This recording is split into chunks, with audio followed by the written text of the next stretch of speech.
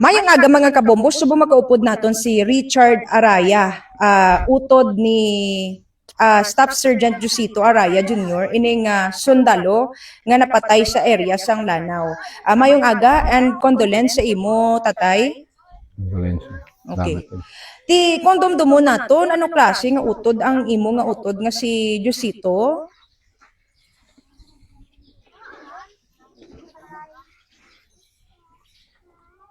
Hindi ko ka-istorya na mabot kayo. Anong imo? Kontragid, mabuot kayo tungutod. Anong imo nga nabatsyagan subong? Ang sakit sakit kayo. Sa mo, gulingon ng Ikapila mo ba siya nga utod? ikalima ko to. Kanong ko sang manghud. Okay. Ikaw ang magulang. Magulang, may magulang pa kami. Ti balaan na siyang iba nyo pa nga utod? Bala na Patay naman do ako manghud. Ang magulang ko kag manghud ya sa to. Oh. Kahapon, paano mo nabalaan ang malain nga balita? Nagtawag mo sila din nga ginambo sa ako manghud sa Malanaw.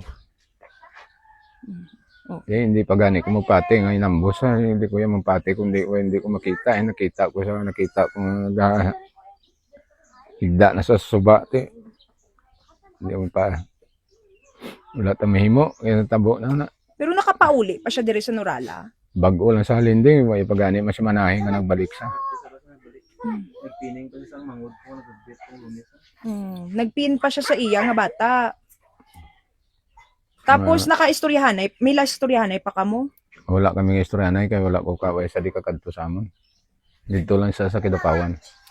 Ti kung dumdumon mo wala siya sang kontra mabuot nga utod. Wala kontrato diri baskin dito sa ila lugar wala. Pero bilang sundalo, paano mo siya makitaan bilang sundalo? Kasi ang mangod ko sa iya kuan ugali mabuo kuan ito mabinuligon tong utod ko to.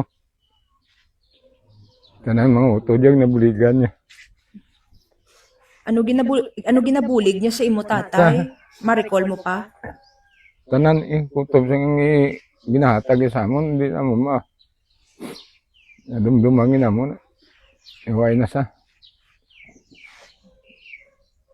Sige, tatay. Sana presidente buligan mangod ko nga matagan sing justisya. Kaya wala na siya sing kontragid.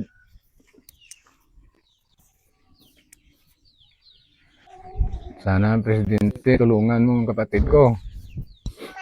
Mahatagan sing justisya.